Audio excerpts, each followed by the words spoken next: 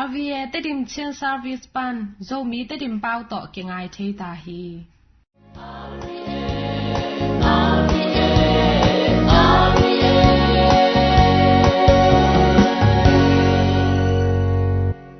tu ni lungdam na lai siang tho ngai ni lungdam na lai siang tho ma te alian som la khat anel som ni la giat pan som chum chiang van gik bua a kim mi kem pe te o ka kiang a hong pai ta un tol dam na kong pe ding hi ke ma ha kol ki swan in ka kiang a hong ki sin un bang hang yam chi le ke ma in alung nem le akinyam khiat ka hi nakha te un tol dam na anga ding u hi bang hang yam chi le ka ha kol nuamin ka van zong a sang hi a chi hi hin tàu pa lung nam na lai siang tho a hi Christu tàu pa o na tunga phan na om ta hen tu in pasian min phan na la ngai ni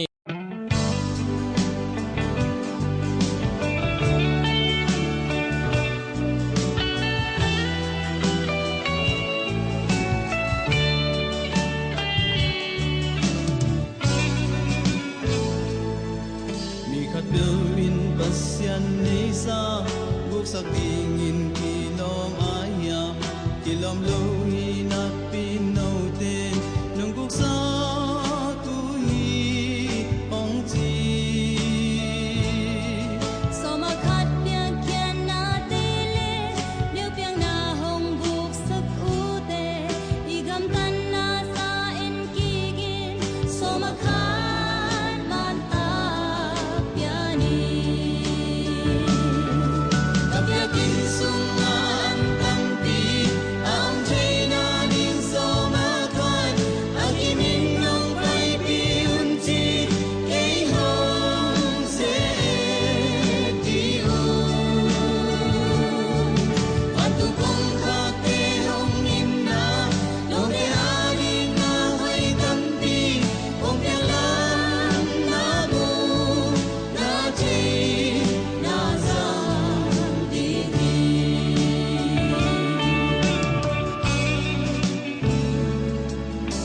panin na piang na ante kau pe kan ne sang non ke di na leng wi ga pham ma di man takin pia I nong chi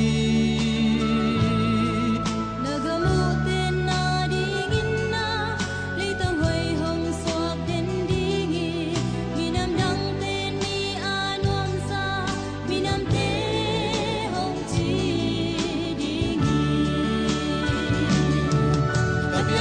sungan tampi ang china din sa makan agimin nong pai pi unchi kei hong se ti u madu kong kha te hong in na lo ke adi na hoi tampi kong ke lan na mu na che na za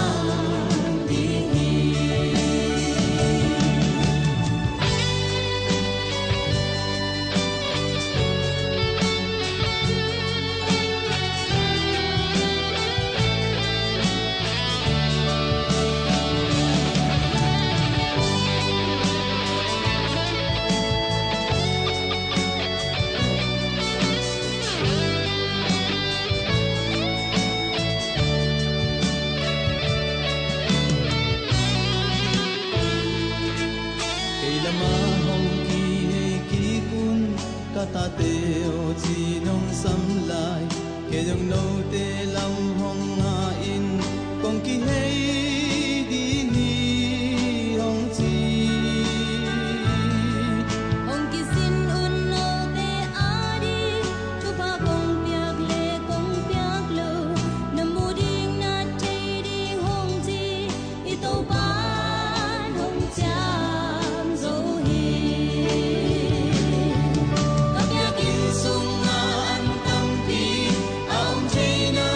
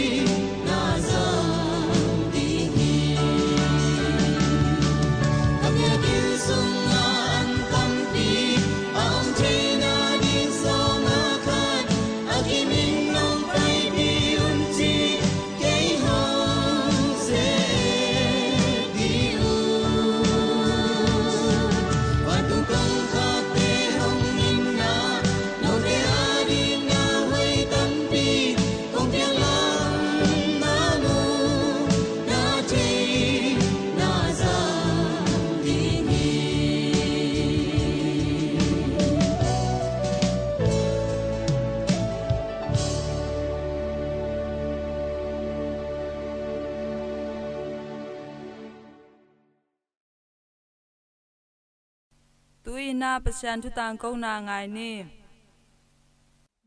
Kristu chunga kungit arbi angai thusu te nau te tuni isim lungdam na lai sang thawina mate alian som lakhat aneu som ni le giat panina som thumna chiang hi himuna to pai suina bangi puwa gim mi khem pe te o ka kyanga ong payun tol dam na kong piri hi chena ete khe pe ong zon hi leitunga mi hingi ma bangina nisim nai simina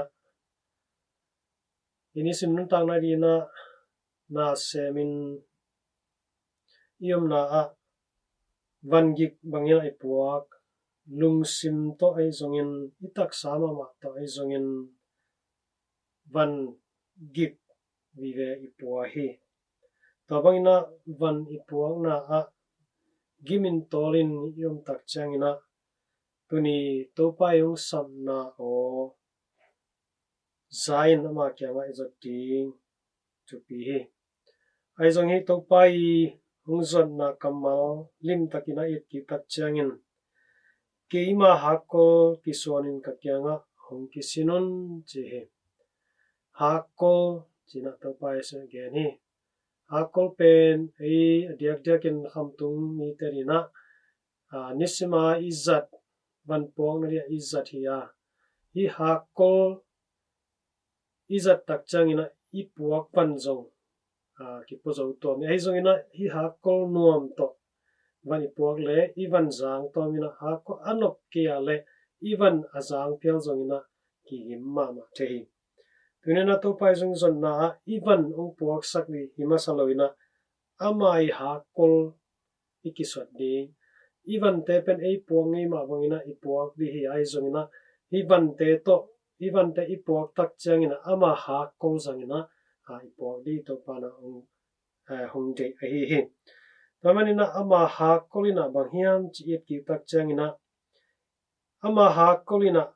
lungnem na kiniam khian na hakol hi chi tena te hakol nuam ichi hakol anop tak changina ivan te zang bahangin kichi te yam gente na khat ken ni khat velaina hosung khata naw pangno khat ami to naw pangno ina amai apai na pewa amai naw khan ma a hi a khel bai naw pang khat ma pokoi koina sangka nai tale biakin paina hi tale akimol chang hi tale to amai naw pen lampai thailoi manina a khel bai lampai thailoi manina pokoi koina pai pi koi hi to amu pa pi kharina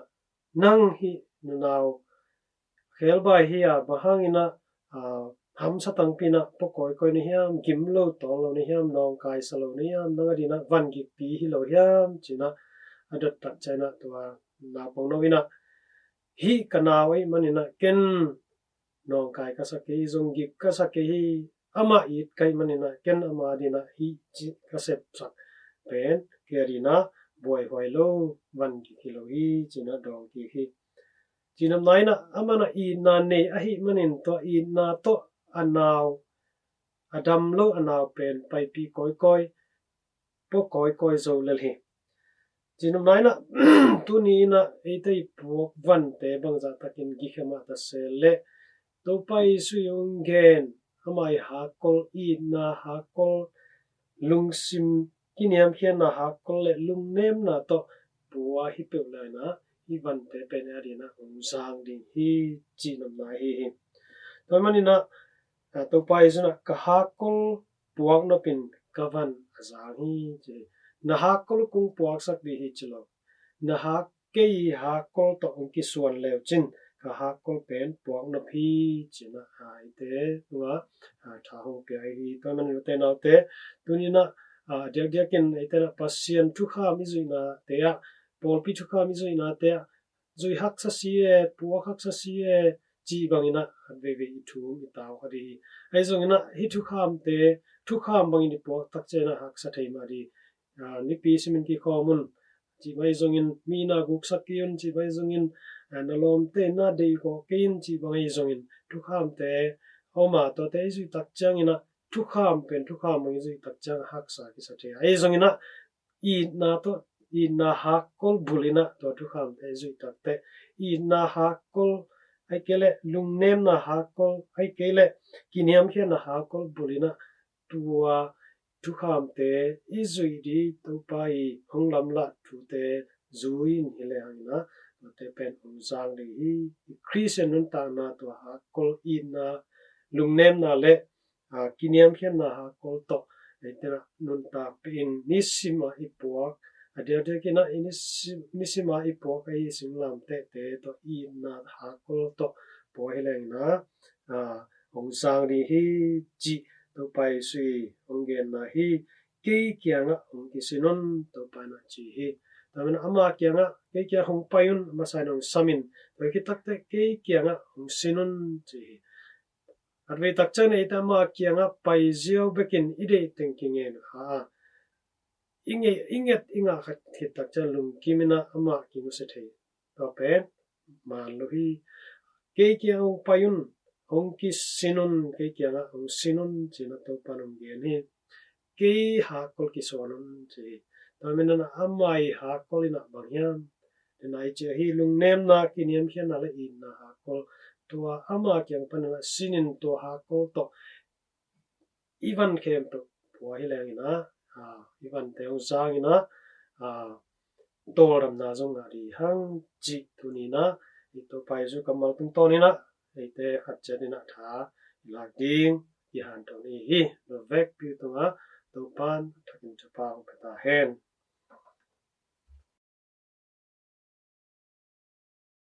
tuin pasian min phan na la ngai ni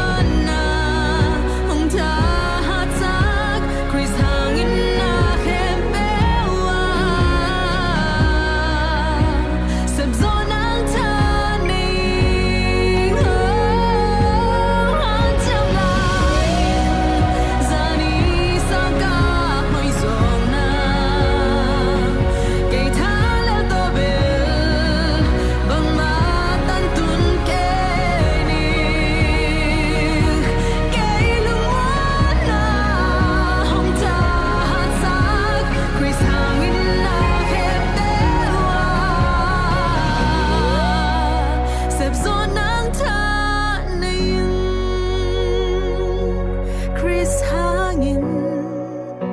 sep so nang tha ning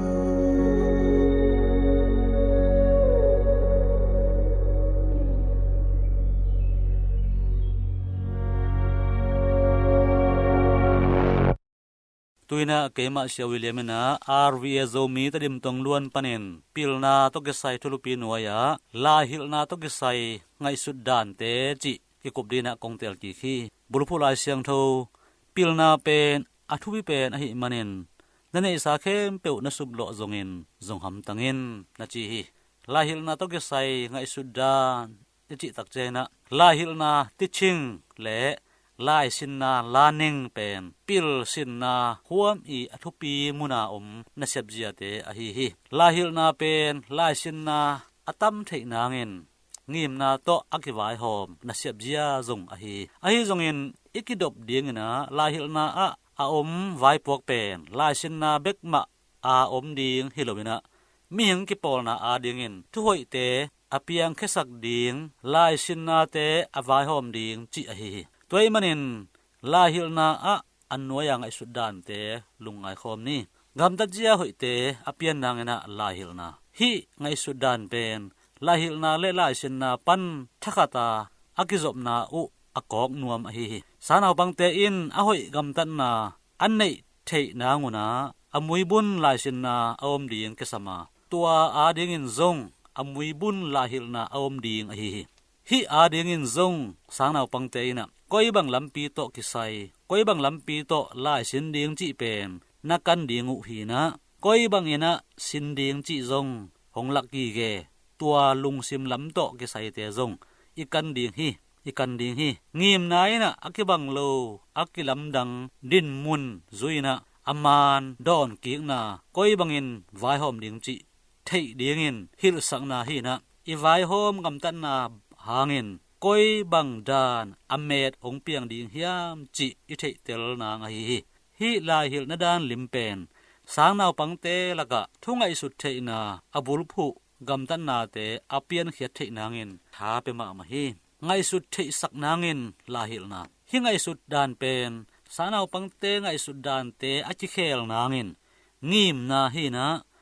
lai sinte vai puak nei na pen nak pi takin bulphu phadawi sanaw pangte lampanina lai sin sungin lop taka ki hel thei na ding apiang sak la hil na pai zia hi sanaw pangte ina hong thei tu ngai sut na te tunga hi sit setina hi le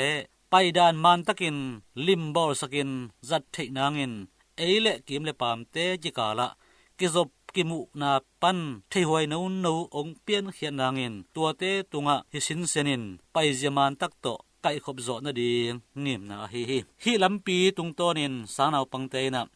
ane yu siam na tuam te pen kiching takin ong khang to sak zo ding hi lai sin na pen thei na tuam nga nang ina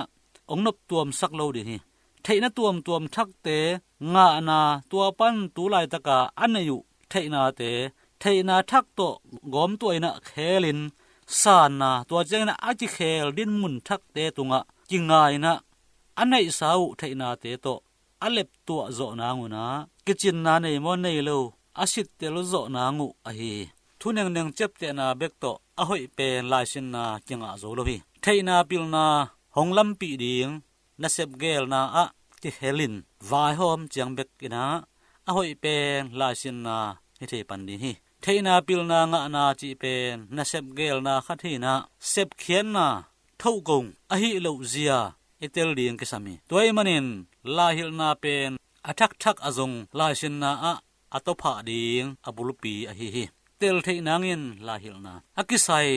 athu zuya tel theina om nangena sana pangte hil zo chiang bekin khian na nei la sin na hongsuak thei pan ding hi lai gon nangin pumlot ngai na lai guan man chiang avek pina mangil mangziau lai hil dan nampol achinuam ike hi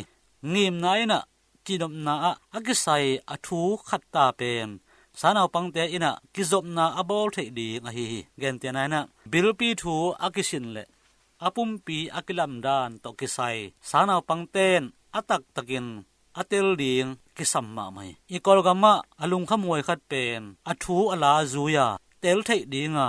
la hilna omlovina lai won chiang a phi zo na ding chiang bek to pum lot nga sak jewi hibang danin sangnaw pangte le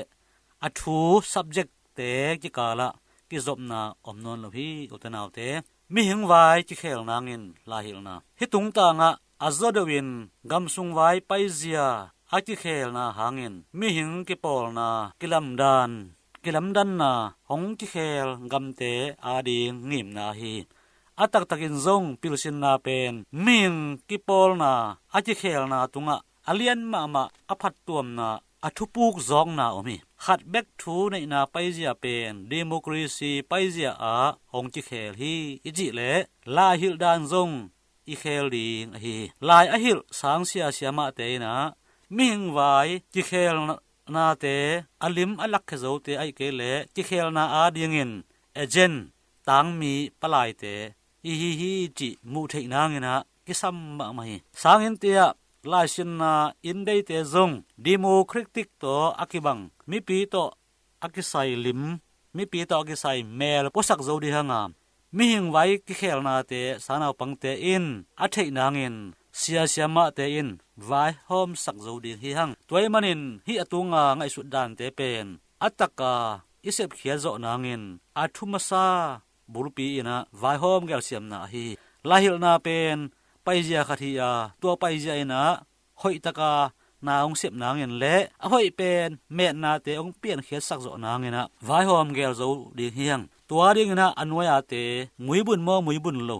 sitel ding ke samina pu phat huai te pu ding hiang lahil na lampi ngim na le atup na athu khatta soidan lahil dan paizia te lai sin na ahu wan te kiching mo kiching lo sanaw pangte lai sin dan sia siama te siam dan le au ku chi te a hi atom na lahil na pen mi hin ki pol na ading na nak pi takin thupi ma ina pilsin na paizia pana hongkhang ke te in zong gam tat hoi te alak zo te ai tuam a thungai sun zo te aki hil lai te pilsin na te atak pia atel thei te aswo dingu thupi hi utanaw te hi ading ina aman lahil na to ge sai ngai sudan ngai sunna te ilam zo ding khat le khat akihan thon hiang ibru phu la chen omma bangin pilna ma thupi sakena naw bang te la hil dan zong tel siama ako mak khem pawin tuhun paija to ki to ka la i hil the dingina khat le khat akihan thon hi to pan to pang pia hen lungdam pang pia tu in kwan nun tak zia to ki sai thei wai chu tuam te ngai ni tuni in kwan nun tak zia chi thulu noya ina de sang na to hil in chi tom kha ki kum ni ai thwai pen anel pen le alung no phwai pen ding kam khum te to naw pang te ho pi hwai hi ei zo mi nu le pa pol khat te in ata te u kam khum to ho pi chi thada in nisimin tam lo in han san den u hi to bang te ta te bang chi bang in mi pil mi siam swak the ding a hi hiam khat ve naw pang te to nuam taka hun zat khop ding zong hak sa hi to bang hun chiang in no le pa in naw pang te to in na lim laka ang ko in to ya hi zong in namin a hi zong in in na mit to enin a hi zong in zat the ding kisami hi banga hi na in bil to zak thailo a hoi pen thugen na a hi naw pang te in no le pa in na hoi takin telin phok lalin te kichi thailo hi adiak diakin ina kichi anga phalo naw pangte lungsim sunga nole pa ina pen honglung himo the a hi manin alungsim hongnem hi tate a hilo nole pa omlo ding hima tale por khatin atate aina u lak khethelo hi naw pangte mu thei ding in nole pa ina bang chila thei ding hiam chile kam hum kam nem te zangin iom dan ilu hek to ina ila ding hi nikten ponsil zong igwat khiam lowa ilung sim zo na ding in poi asil ding chi sangin lai na on le chi kha ma ile sak ding hoi zo hi to bangin ina te ila khiat changin in kwan sunga alam dang in na hong piang in na I aga te lo thei ding hi hang agung na naw pang te gel na le ngai sun na te thupisim in la ngai su sakin hi thu pen ahak sa khat a hi bana a thu pi ma khat a hi nu hoi pa hoi te ita te in agel na sa khatu bang za in nial ma taleng agel sa bangin asep lian pen nitum na lam gam nu le pa ten zong zang khiao hi ta te ading thu na khen sat sak na in ta te de na nial hilo hi a hi zong in I khen tat sak ma in na pang te de na le gel na hong pulak hiat ding thu pi hi to bang hi le I khen tat sak na te hong sang the ba na yin kwan sunga amao zong a thu pi na hong ki tel ding u hi a hi zong in ingai su ding in na ta te to ki sai lo a no le pa khen tat sak ding zong om hi adiak diakin la ya thun ki mol hun anne khun le lup hun khol hun chi te ta te dot kulo hi to banga thu nei na mun te a ta te in no le pa thu hong man theina ding in ta te tunga thu nei na hong ki sam hi no le pa le ta te ki kala ki zom nang pen ol lo hi bang hi tale hi atunga namguk te zangin naw pangte thu hil le hang I wok isa sa sangin hoi zoding hi adiak diakin Christian in kwan sunga naw pangte pen lai siang tho hil na lim la in thu I hil ding kisam hi lai siang tho mun te lon nga sakin biakina man ki khopi in anne khun le lupun te a thu gen khomin nu le pa te in zong pasian muang le pasian thu to nung ta te hi in khai chi hoi te naw pangte sunga tu na in naw pangte pil na kipan na bulpi a hi adiak in Christian in kwan sunga naw pangte pen lai siang tho hil na lim la in thu I hil ding kisam hi lai siang tho mun te lon nga sakin biakina Sunday school ka sakin biakina pasian thu sin sakin biakina man ki khopi in ane khun le lupun te a thu gen pi in nu le pa ten zong pasian mong in pasian to kinga nu pakop te in kon te suakina to hi le ita ten zong nu le pa nget te in tapil ta hoi tamon huai te hong suak ding hi to hi le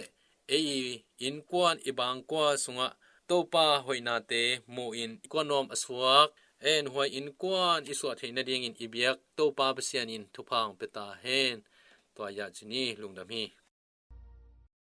RVA te dim chen service pan lungdam thu tang ko na ki man ta hi aza angai nu le pa u le naw te o no te tunga to pan thu pha nam kim hong pe kim chat ta hen